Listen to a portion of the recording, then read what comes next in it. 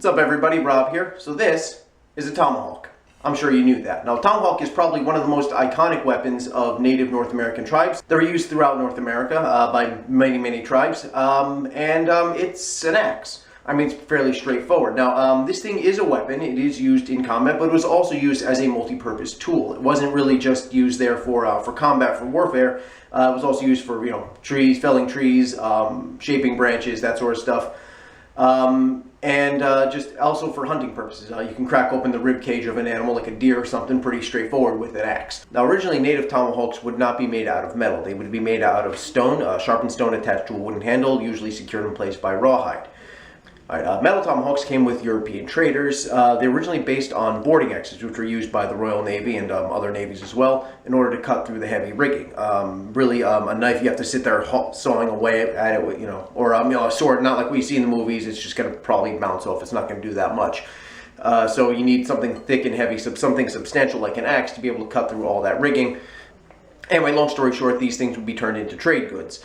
The native tribes found these things particularly useful, and they were used as a trading gift. Now this particular one here has this very distinctive bleeding heart design, this heart-shaped cutout. That is really just purely decorative. These things were ceremonial as much as they were practical. There's all sorts of designs that would be cut away in these things. Sometimes they'd be solid, sometimes they would have these cutouts. It really depends on the variation. There's an infinite number of variants on it. Unlike a European axe, like a Dane axe or a bearded axe, this thing's actually a much longer head, longer triangular shape. There's no really, it does kind of lean out a little bit here. It does, slope downward here, but really it's very much a wedge-shaped profile as opposed to, a bearded profile that was used in European axes. Now on the reverse edge, you would have multiple different attachments here. I say attachments, but really it's one solid piece.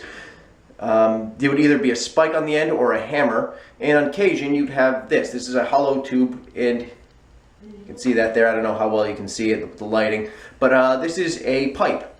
This is a pipe hawk, and this is for smoking a peace pipe. You can pop the head off the handle here and attach a hollow tube to this, and you can smoke it, or you can smoke with it. Be weird if you could actually smoke a piece of metal. That'd be weird. Really, you have the dual aspects, kind of like a yin-yang thing, up, down, left, right, good, evil. Well, you have the war side here. This is, combat violence, the sharp blade, and you have the peace pipe on the other side. Not really sure where I'm going with that, other than, well, it's a thing. Now, not all tomahawks had this particular design, this axe-shaped design. Some of them, called the spontoon hawk, had a very long pointed edge.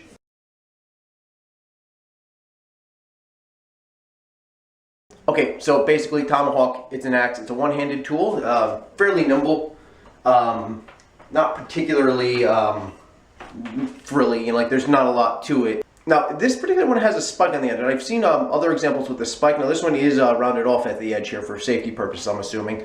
I have no idea what the purpose of that is. Now, I'm trying to not just immediately go into the martial context of this and think that, oh, it's for, jamming this into someone's eyes. I'm thinking, agricultural use, like you can plant seeds with it or something. The more I'm thinking about it, it's probably just for stabbing at someone's eye. Let's just be honest with ourselves here. Now these are fairly short weapons, unlike their European counterparts when the native tribes did clash with the British and the French, depending on which tribe they were associated with.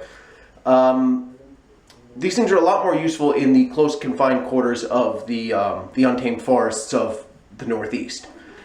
Very dense undergrowth, very hard to move around. So something long like a saber is going to be more of a detriment, especially just walking around. This you can just tuck into your belt and it's kind of out of the way. A saber, cutlass, something like that, rapier, is going to be, out the back, and it's going to, be getting in the way. It's going to be knocking into things. So when you had, I guess you can say Rangers, like Rogers Rangers, Benjamin Church and his Rangers during the King Philip's War episode in American history, they would often adopt tomahawks as their preferred sidearm, as their preferred weapon of choice, solely so that really it's just much more convenient in the tight confined spaces of native North America.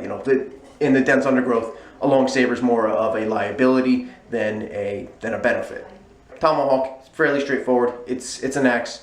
There's really not much more to say about it. Let's go break some stuff. All right, guys, so we're out here ready to test the Tomahawk, ready to see what it can do. Now, I apologize if it's a little bit disorienting having the camera angle on a hill like that. I really didn't mean for that to happen. I just happen to live on a hill. I would probably be in the backyard. It's a little bit flatter there, but unfortunately the sun is directly in the camera lens and can't see what's going on, so we have to improvise this way. So anyway, sorry about that. Any case, so we're just gonna be tearing apart some plastic bottles here. Budget operation as always. All right, half-gallon milk container. Just one quick hit, just a simple horizontal hit. See what happens here.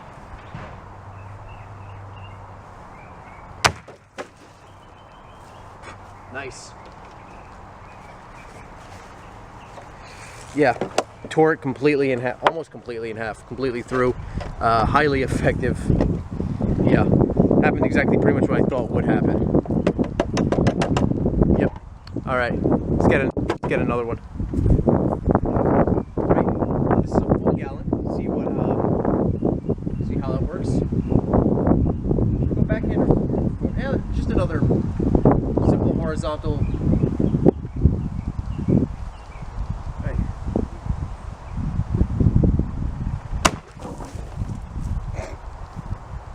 Oh, it splashed me. So yeah, that went everywhere. Look at that. Tore right through it. Tore right through it. This is primarily an impact weapon. Now, if you'll notice here, it doesn't have much of a curve. It does have some curve on the blade. Yeah. Yeah, it does have some curve on the. It does have some curve on the blade, but really it's just a straight hitting directly in, impact weapon. It's not really something you can really draw cut or push cut with. You can't really utilize the blade for cutting so much as just raw impact. All right, now we got we'll try a backhand. Another gallon milk jug.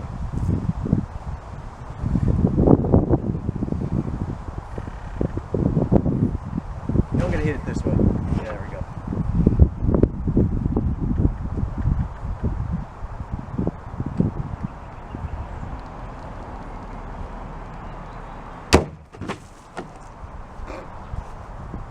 Yeah, that cut pretty well too. Look at that. There's also kind of a cut here. I can tell right there. There's it goes down. It's a nice clean cut, but also you can see it's jagged over here, and there's a tear right here. So this is hitting with a lot of force, as well as utilizing the blade. So it's a bit of both. I mean, it does have an edge. It is cutting into the target, but really it's just the sheer impact. The shape of the blade, this wedge shape, really, again, like I said before, doesn't really facilitate cutting so much as using the edge. It's kind of a wedge just to split open its target rather than sliding into it and like a blade cutting through it. This is a bit more substantial. This is fairly solid plastic here from a dish detergent. What am I saying? Laundry detergent container. It's thicker, heavier plastic than a milk container, and let's see if that has any effect on this. Yeah, that worked. That worked really well. Yeah, decapitated this thing. That was the point of impact, fairly smooth. But right here, well, it came apart near the cap. Came apart here, and you can see stress fractures as well. So it's as much an impact weapon as it is a. Yeah, at least it seems to me this is as much an impact weapon as it is a cutting weapon. While we're at it, one last try of a backhand strike.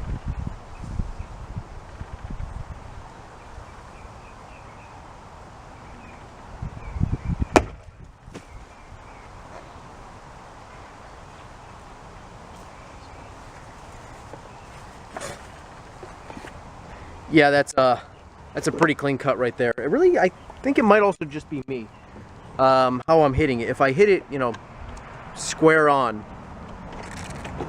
it seems to make a lot cleaner cut. If I pull through it more, it seems to create more of a stress fracture.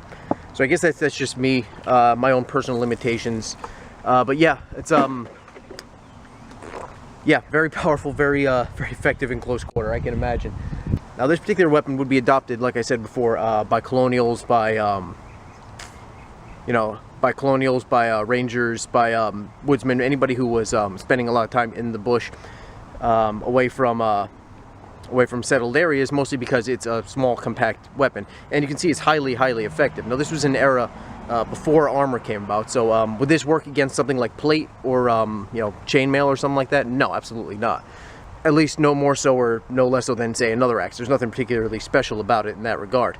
That being said, I do want to try one more test, so let's hold on 1 second. Okay, so now we've obviously established that a tomahawk against a bunch of plastic bottles filled with water, not really much of a challenge. Should be pretty obvious at that point. So I decided to add a little bit of an extra challenge. Now, these things, like I said repeatedly, this is as much a crushing weapon, an impact weapon, as it is a cutting weapon. So to demonstrate that, I got a ice-filled water jug here. Now it's starting to melt slightly, which is actually a good thing. It's not just a solid brick. Well, it is a solid brick, but there's don't know if you can tell from here. It started to melt a bit, so there's a very thin layer of water in there, so it's not just a solid block. Still gonna get a pretty good idea of what kind of impact this thing hits with. All right, so let's check that out. Or ice-filled plastic bottle, whatever, you know what I'm saying. Just a standard cut.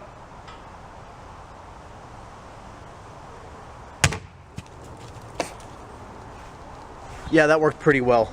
I'd say it worked pretty well. The point of impact was pretty high. Right here, it took the top off. But there's a stress fracture going down it, and inside it's crunched up. Yeah, actually, it's still attached right here. There's still this little bit right here. I don't know if you can tell. There's a little bit right here. So this is purely from stress. So yeah, this absolutely, if this was bone or something like that, that would absolutely be shattered at this point. I'm gonna try to aim a little bit lower, finish this thing off.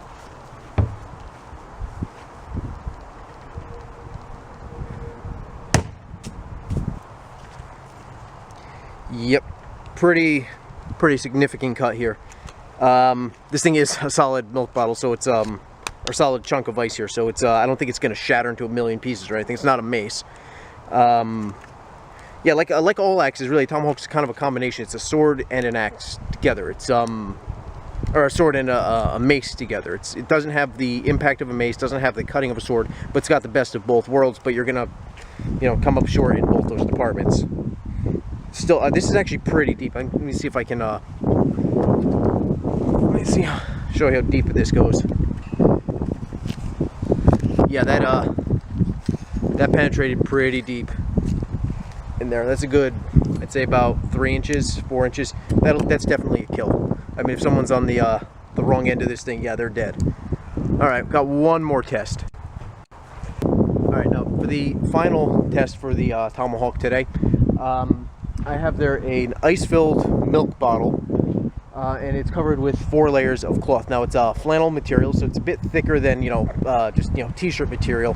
At the same time, though, it's not overly thick. It's not a gambeson. It's not an arming jack. It's not something that's really going to provide a tremendous amount of protection, but it really just simulates clothing. Something, say, a redcoat would be wearing, say during the French and Indian Wars. And for all of you people out there in Europe or in the international market, that would be the 7 Years' War for you guys.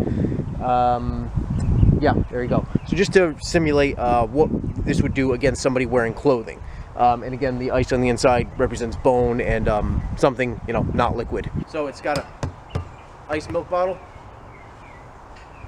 That sounds weird, ice milk bottle. I don't know, whatever. Milk bottle, ice with cloth. 4 layers of flannel. All right, gonna just like always, a simple forward cut. Pretty straightforward, pretty easy. All right, here we go. 1.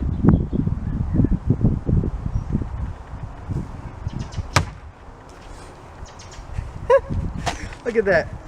Oh, it actually, wow. Yeah. Well, cut right through that.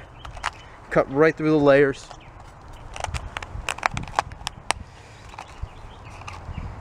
Cut right through the clothing and into the target. Actually, I think I did better with the clothing on than without it. I'm not sure how that's possible, but yeah, you got chunks coming out.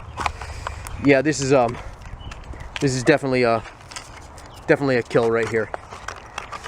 Yeah, whoever's on the receiving end of these, yeah, that person's a goner. Yeah, just wow, an absolutely fantastic weapon in close quarters. I just want to add a couple final closing thoughts on the Tomahawk. Like, very useful, very effective weapon.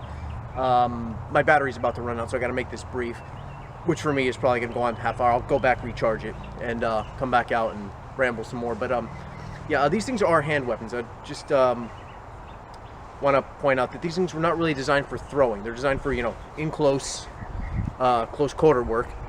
Not really designed for being thrown at somebody, though I'm sure some idiot at some point in history, in the heat of the moment, chucked these at their enemy. And no, I'm not going to be throwing this thing, because that would imply some degree of finesse on my part, which I honestly don't possess. Now, Tomahawks are still being used today. They're tactical Tomahawks, which are basically the same thing, or similar enough, but they're made with different materials. You don't have a wooden shaft anymore, but you have a metal or carbon fiber shaft. Still very popular amongst police. Well, yeah, I guess some police forces, like SWAT teams, special ops forces, soldiers. Very popular still even today. So yeah, there's the Tomahawk. So you got the pipe hawk, you got the end that'll kill you slowly, and you got the end that'll kill you quickly. All right, so that's it. If you like this, you found this interesting, hit the like and subscribe button. More videos will be coming out, honestly, whenever I get around to it. Yeah, that's pretty much it. Share this with your friends if you have any, and I'll see you next time. Right, see you later. Have a good day. Or don't. You're adults. Do whatever you like. Bye. Aftermath. As always, there's the aftermath.